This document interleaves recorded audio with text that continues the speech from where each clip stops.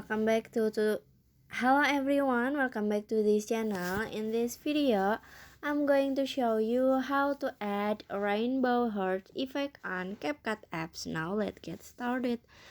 First, after you add the video that you want to edit, you just click on the effect at the bottom. And then in here you just click on a video effect. And at the menu you can swipe until you can see on love.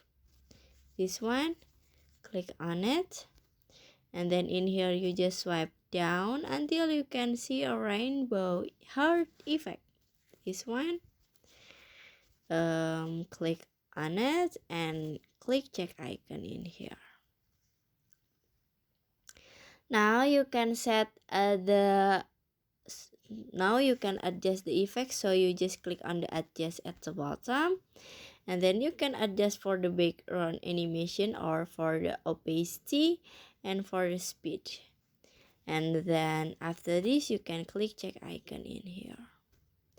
Now set the effect until the end of the video and finish. So that's how to add a rainbow heart effect on CapCut apps.